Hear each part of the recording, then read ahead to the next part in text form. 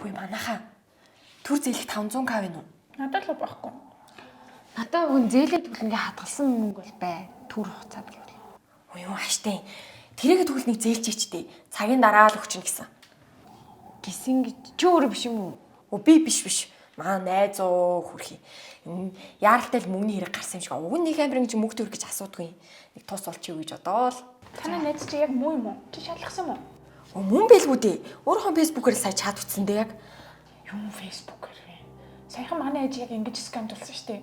Найзынхын чатнаас өөр хүн бичээл тэгэнгүүтээ ийшээ гялс 2 сая төгрөг шилжүүлээд өгчих гэж шилжүүлсэн чинь байхгүй. Ямар амир бас тэгдэм үү? Чи юу ч гэсэн шалгаад үз. Ямар гарцтай юм шүү дээ.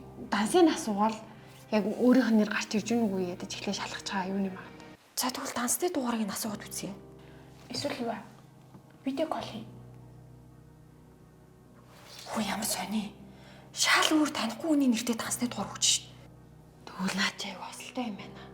Чи видео кол хийгээ залгаад үзтээ. Тий. Хэрвээ авахгүй бол шууд утас руу залгаад үз. Таслаад ийн. Тэгээ наа чи аяга осолтой юм байна. Тэгвэл утасны дугаарлан залах та. За зүгээр шууд өөрлөө залгах чи.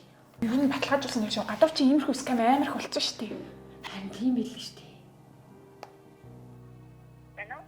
Бэнэ баска. Саяар найз нь чиний асуусан мөнгийг чинь шилжүүлэх гэсэн чи шал өөр хүний данс гарч ирээд байгаа юм. Чиний данс биш юм уу? Юу данс вэ? Чи саяар надаас чатаар 500 мянгаг асуусан шүү дээ.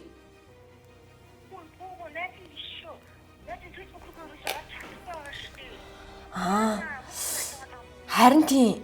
Чи өөрийнхоороо ингээ нөгөө сэрэмжлүүлсэн дээр аюу олон хүмүүс рүү бичиж байгаа бах.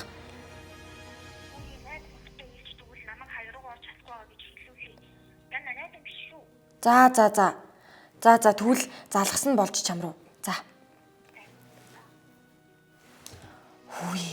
Өөрөө биш гэж штэ. Залгасан болж заллуулахад өглөө штэ.